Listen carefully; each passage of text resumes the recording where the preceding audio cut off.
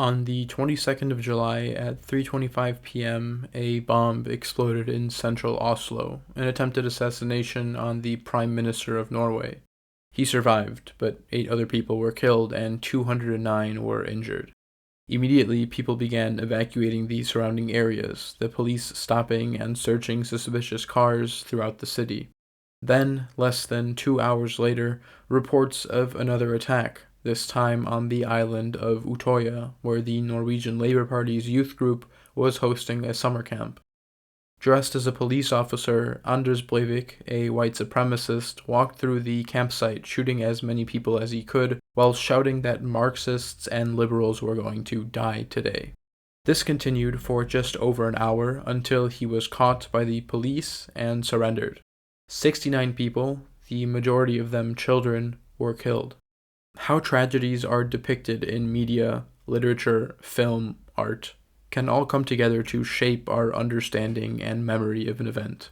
Everybody who creates something, especially something that is based on a true story, has a responsibility for how these events are depicted. In film, depictions of terrorist attacks and other mass casualty events are not uncommon. They actually seem to be one of the most profitable types of movies, so unsurprisingly, Hollywood keeps pumping them out.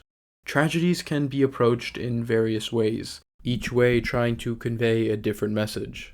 You can try to approach the story from various different angles so as to get as many perspectives as possible, like the movie Black Friday about the 1993 Bombay bombings. You can make a movie that tries to create the suddenness and the feelings of being stuck in a school shooting, like Gus Van Sant's Elephant. You can even make movies that take place after the attack, like Clint Eastwood's Richard Jewell, which follows a survivor of a bombing who is falsely accused of being the perpetrator. Events like the Munich Massacre can even have multiple films made about it from different perspectives, with the movie September 5th following the journalists responsible for covering the news as it happens live, and Spielberg's Munich, following the government's response to the killings, and also one of the most racist movies I've seen in my life. How an event is depicted can convey different messages. Does the movie want to show you the effects that violence has had on survivors? Does it want to put you in the shoes of a victim? Or does it simply want to inform you on details of the attack, portray a political message, analyze what brought people to violence in the first place? In this video, I want to analyze 2 films that depict the 2011 Norway attacks, partly because one of these films, frankly the better one, has not received nearly as much attention as it deserves, but also because both of these films have nearly opposite approaches and messages to convey. The 2 films I'll analyze will be Utøya July 22nd, a Norwegian film directed by Erik Poppe, and 22 July, an American film directed by Paul Greengrass, both of which were released in 2018. For clarity's sake, however, from this point on I'll be referring to the Norwegian film as Utøya 22 and the American film as July 22, and I'll start with the American film for reasons that will become clear soon. As I said, July 22 is a movie directed by Paul Greengrass, and although this is the only one of his movies I've ever seen, a quick look through his filmography gives me the impression that he's clearly quite comfortable making movies about real-life tragedies. On top of this movie, Greengrass has also directed movies about a real-life pirate hijacking, the Bloody Sunday Massacre in Ireland, a murder of a black British teenager by a gang of white supremacists, and 9/11. And also a lot of Jason Bourne movies, apparently. Clearly, the man has some experience in the field. July 22 takes the approach that it wants to cover all angles of the story, both the massacre itself as well as the aftermath. In its opening 30 minutes, we get to see the perspectives of the Prime Minister of Norway, the parents of 2 brothers who are on the island, those 2 brothers who are going through the massacre on Utøya, and the shooter himself. The film cuts in between these 4 perspectives at all the right points, every scene adding another layer of tension. We start with Anders getting ready for the attack and setting it up. Then we get perspectives of the Prime Minister and the parents who are in the area of the bombing. Then we have the kids at Utøya getting news of the explosion, then Anders getting onto the island, and then the shooting plays out, mostly cutting between the kids, the shooter, and the parents' horrified reaction as they find out what's happening. These 4 perspectives are only included because with every scene, there's another element of emotion or horror added to the experience of watching the terror attacks unfold. However, 30 minutes into the movie, Anders gives himself up and is captured by the police, and unfortunately the movie becomes much more boring after this point, which is a shame because there's still over an hour and a half in the film's runtime. At this point, the film mostly switches between only 2 perspectives, that of Anders' time in the court system and that of one of the survivors overcoming their injury and getting ready to testify in court. There are other details. For example, Anders requests a lawyer defending neo-Nazis who tries to argue an insanity plea for him, a plea that Anders rejects because he wants to legitimize his attacks. As for the kid, he struggles with PTSD, but after seeing on the news that Anders might be declared insane, he gathers the courage to testify in court. But that's literally all that happens. There isn't, at least I didn't grasp, any deeper intention in the retelling of the story. The movie feels like someone filmed a Wikipedia article. In fact, this highlighted section right here from the movie's summary on Wikipedia is the last hour and 40 minutes, with the top being the first 30. Unfortunately, the film keeps the same approach that was used when filming the Massacre, a basic retelling of the story from the people who lived it. But this approach has different effects when applied to a different part of a story.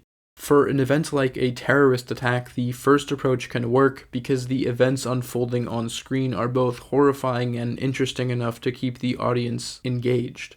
There are many movies that choose to solely focus on the events of the attack. But when you take this cutting back and forth perspective between 2 stories that frankly don't have anything to say, it feels like you've just watched 2 very boring movies back to back. I also want to point out that this movie was written, directed, produced, and distributed by Americans, despite being filmed in Norway and consisting of Norwegian actors speaking English. I can understand that for Americans who don't like watching things made by foreigners and have a difficult time reading subtitles, this choice was made as a business decision so that they would at least make their money back if the film was a failure. But I also found this quote by the director, also from his Wikipedia page, that reads, "Greengrass revealed that he had used Norwegian actors and crew for the film because he considered that the film should be identified like a Norwegian film. He also revealed that he didn't use Norwegian language for the film because he didn't speak Norwegian, so he looked for actors who can speak English." I don't know if it was either a business decision or the director's decision because he wanted to more accurately gauge the actors' performances, and honestly, it was probably a mixture of both. But I feel like if the goal was to communicate the tragedy, then perhaps more effort should have been made to reach the actors from the country that suffered this event on their own level. But whereas July 22 takes the approach of wanting to inform the audience of as many aspects of the story as possible, Utøya 22 takes the opposite approach. The film opens with real footage of the bombings that took place that morning before cutting to a shot of the camp. We linger on that shot for a while before our protagonist for the film, Kaya, steps into frame and looks directly into the camera. And she says, "You will never understand." She turns and it's revealed she's talking on the phone to her parents about the bombing. She walks away to meet up with her friends and her sister. We get to know some of them and their relationships to each other while they hang out and eat some pizza. But it isn't long before shots ring out in the distance. We follow this group of kids in real time as they find out what's happening and how they respond to it. I don't want to give a plot breakdown of what happens in the movie because even though I don't think it would ruin the experience, the movie isn't about what choices the characters make. This movie's approach is to recreate the feeling of being there as closely as possible, although the film itself accepts that you will never understand. The movie does this by following Kaya in a single take throughout the entire shooting. From the opening shot of the island until the end of the movie, there is not a single cut. I think deciding to do this in a single take, following a single character rather than switching between multiple perspectives, forces you to sit with the victim of the shooting and overall creates a much more horrifying depiction of what happened on Utøya. In July 22, we only get to see the moments of the shooting that are thrilling or interesting. But in Utøya 22, a lot of the movie is focused on the moments where nothing is happening. The moments of silence where the characters have to process what's happening to them, which can be just as horrifying. Whereas July 22 frequently cuts back to see the shooter do the actual shooting, in Utøya 22, the shooter only appears in the background one time. I think removing the physical presence of the shooter entirely also adds to that feeling of confusion that the film gives you. The depiction of the shooter in Greengrass's film makes you understand why he's doing what he's doing, and while this could certainly be appreciated on its own, I think it does muddle how much we fear him in that movie. Additionally, the moving camera in Utøya 22 becomes almost like another character on its own, reacting to the events that are happening live. It is far from a smooth and perfect shot. You really feel every step the camera operator took while running, and locking you into this perspective elevated the emotions. I know this is kind of weird to compare, but it really reminded me of the camera work in Succession, the way the operator would react to things as they're happening, and it's similar in the movie. The camera jumps and looks around when shots are heard. When Kaya is pushing her face into the ground to make herself smaller, the camera does the same. While I clearly have my own opinion about both of these movies, I don't intend to put either one of them down. Both of them were based on true stories, July 22 being the adaptation of a book, and Utøya 22 being developed and filmed in close collaboration with real survivors of the shooting, and because of that, they're both worth something. But I want to talk about the impact that these movies had. I saw Utøya 22 first a few years ago, and since then I've never forgotten about it.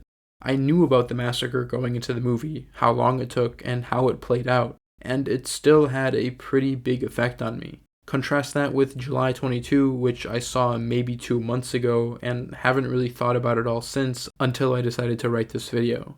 And it has to do with the fact that both of these films have very different endings that convey very different, almost contradictory messages. In July's 22 case, the movie ends with Anders being sentenced to prison and Viljar, the victim from Utøya, taking the first steps into getting over his trauma, with a title card reading basic facts about the characters' futures. Viljar studies law, Anders is in prison, the Prime Minister works for NATO, and the lawyer still practices law. Just like the rest of the movie, it just tells us basic facts. Greengrass also said about the movie's ending that he doesn't think it's nihilistic and that the movie is fundamentally about how Norway fought for democracy against Anders.